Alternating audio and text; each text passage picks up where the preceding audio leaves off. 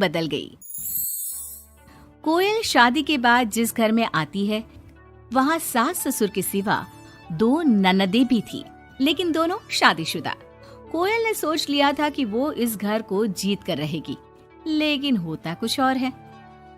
यार, ये कोयल कैसी लगी तुझे? ठीक ही है, बस माँ एडजस्ट कर ले इसके साथ। हम दोनों तो वैसे ही शादीशुदा हैं। चलना, कल घर चलते हैं, देखते हैं क्या करती है वो सारा दिन घर पर। ठीक है दीदी, मैं कल आ जाऊंगी। दोनों ननदें मायके आती है, जहाँ पिता बाहर बैठकर पेपर पढ़ रहे थे, माँ अंदर सब्जी काट रही थी और कोयल वो तो कहीं नहीं थी। क्या पापा, बाहर क्यों बैठे हैं? बहू ने निकाल दिया क्या? चलिए अंदर देखिए, कैसी लू सी चल रही है। चलिए तो। अरे नहीं नहीं, अंदर लाइट नहीं आ रही है, रोशनी भी कम है और हवा भी नहीं है। मैं तो कहता हूँ तुम दोनों भी जाकर चेयर यहीं लगा लो। क्या माँ, तुम क्यों काम कर रही हो? कहाँ है वो राजकुमारी? अरे सुबह से ही कोयल लगी है, मैंने अभी भेजा है जबरदस्ती कि जाओ जाकर लेट लो। पता नहीं क्यों इतना काम करती है। जब से आई है वक्त पर खाना पीना, वक्त पर दवाई, सब की जिम्मेदारी ले ली है उसने। वो तो हम भी कर रहे हैं ना माँ, अपने ससुराल में सभी को तो करना पड़ता है। उसमें वो नया क्या कर रही है? पापा के सफेद कपड़े कैसे पहले चमकते थे, अब देखो तो कितने मैले कुचैले लग रहे हैं। कौन धोता है? धोती तो बहू ही है, लेकिन क्या करे बेचारी, मशीन ही खराब पड़ी है। सबके कपड़े हाथ से धोना, उसके भी तो मुलायम छोटे छोटे हाथ हैं। हाँ हाँ, और हम लोगों के हाथों में तो चक्का लगाए ना। अरे बस भी करो माँ। दोनों बहनें माँ बाप को काफी भड़काने की कोशिश करती, लेकिन कोई फायदा नहीं होता। पर कहते हैं ना, बेटी तो बेटी होती है उन लोगों के जाने के बाद। क्या बात है माँ जी, कोई आया था क्या? हाँ, वो तेरी दोनों ननदें आई थी। अरे तुम मुझे उठाया क्यों नहीं माँ? मैं भी मिल लेती ना दोनों दीदियों से। अरे ना बेटा, तभी तो तू सोने गई थी।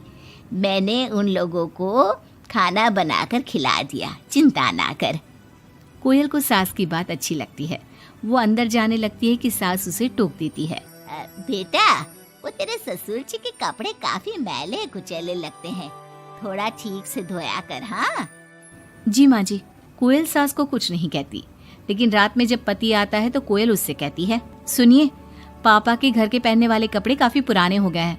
मैंने कई बार उसे धोया, लेकिन उनमें चमक ही नहीं आती। अगर आप कुछ पैसे देते तो मैं पापा के लिए घर पहनने के लिए नए कपड़े लेकर आऊं। हाँ हाँ कोयल, क्यों नहीं, जरूर। अगले दिन कोयल खाना बनाकर बैठी ही होती है कि छोटी ननद आ जाती है। अरे नमस्ते दीदी, कैसी हैं? आइए बैठिए, मैं आपके लिए नींबू पानी बनाती हूँ। आपको अच्छा लगता है ना? वो माँ कहाँ है? कोयल को अजीब सा लगता है कि ननद ने उसे पूछा तक नहीं, ना ही नमस्ते किया। सामने से माँ आती है। माँ, वो मैं बाजार जा रही थी तो सोचा आपसे मिलती चलूं। अच्छा माँ, जरा नींबू पानी बना देना, बहुत मन कर रहा है। हाँ हाँ, तू बैठ, मैं बना कर लाती हूँ। कोयल को लगता है कि बेटी है, माँ के हाथ का स्वाद मिस करती होगी। इसमें बुरा मानने वाली कोई बात नहीं है। दीदी, मैं भी बाजार जा रही हूँ, आपके साथ ही चलती हूँ। ननद भाभी दोनों मार्केट जाती है, जहाँ कोयल ससुर जी के लिए कपड़े लेती है। क्या जरूरत है भाभी, पापा को उनकी पसंद के कपड़े ले देती ना, उन्हें ही यहाँ पर लाकर। पर दीदी, पापा तो लुंगी ही पहनते हैं और एक ही डिजाइन की, तो इसमें पसंद नापसंद की क्या बात है? आपसे क्या बोलना। मार्केट में कोयल की किसी दुकानदार से बहस हो जाती है, लेकिन वो देखती है कि ननद उसका साथ देने के बजाय भीड़ का हिस्सा बनी खड़ी होती है, जैसे कि वो उसे जानती ही नहीं। कोयल घर आती है। अरे बेटा, क्या जरूरत थी नए कपड़ों की? पापा, मैंने ना आपके कपड़े धोने की काफी कोशिश की, लेकिन वो पुराने हो गए थे ना, इसलिए ऐसे मैले से लग रहे थे। सास भी समझ जाती है कि कोयल ने कपड़े धोने में मेहनत तो की ही होगी। एक रोज फिर दोनों ननदें आती है। कोयल अब दोनों ननदों को मनाने के लिए कोई ना कोई तरकीब निकालती है। ये साड़ी दीदी को दे देती हूँ, मेरी नई साड़ी है, कम से कम साड़ी देखकर खुश हो जाएंगी। दीदी, ये साड़ी आप ले लीजिए।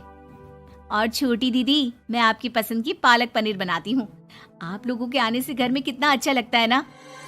दोनों कुछ नहीं बोलती। अब तो जब भी दोनों ननदें घर आती, कोयल के सास ससुर को भी भड़काकर चली जाती, जिसके बाद से ही दोनों का रवैया कोयल के लिए कुछ दिनों के लिए बदल जाता। पता है कोयल, मेरी छोटी बेटी सास को घर में एक काम करने नहीं देती, सारा दिन बिठा के खिलाती है। कम से कम तुझे मेरा साथ तो मिला है, क्यों? कोयल कुछ नहीं कहती, लेकिन अब वो थक चुकी थी। ससुराल के लोगों को प्यार से सम्मान से साथ बांधने की कोशिश कर करके, लेकिन ननदें वैसी की वैसी ही रही। अब कोयल ने सोच लिया कि वो ननदों से बात करेगी।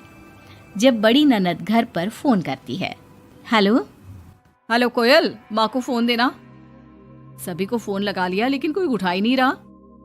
ओह, तभी आपने मेरे फोन पर फोन किया दीदी, और वो भी सीधे माँ से बात करने के लिए। क्यों, मैं नहीं हूँ क्या? या मेरा हालचाल पूछने की आप लोगों को जरूरत ही नहीं है, या मुझसे मतलब ही नहीं है? क्यों? अरे नहीं नहीं, ऐसा नहीं है, वो वक्त ही नहीं मिलता ना घर के कामों को लेकर। दूसरी ननद से भी कोयल बात करती है, लेकिन वो भी वक्त और काम थकान का रोना रोने लगती है। कोयल को लगता है कि शायद उसकी ननदों से बात करके उसे सब सॉल्व कर लिया, लेकिन ऐसा होता नहीं है। ननदों का व्यवहार वैसा का वैसा ही रहता है, जिसके बाद कोयल भी कुछ ठान लेती है। एक रोज छोटी ननद घर आती है। कोयल भी उसे नमस्ते करके कमरे में चली जाती है। ना ही उसकी पसंद का खाना पूछती है और ना ही चाय।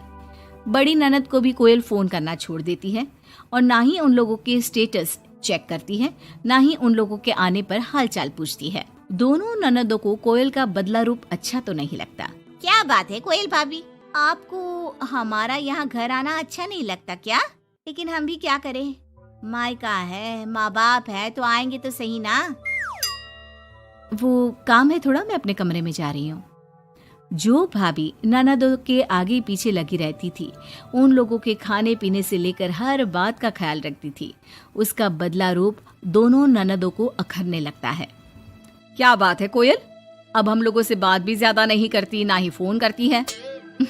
वैसे तो आप लोग भी मुझे कभी नहीं पूछती थी ना, आती तो सीधा माँ के कमरे में। फोन में मुझे तब करती जब घर में किसी का फोन ना लगता हो, और करती भी तो सीधे माँ से बात करा दो। मेरे हाथ का ना खाना खाती, ना सीधे मुंह बात करती। तो मैंने भी अपनी दुनिया में जीना सीख लिया है।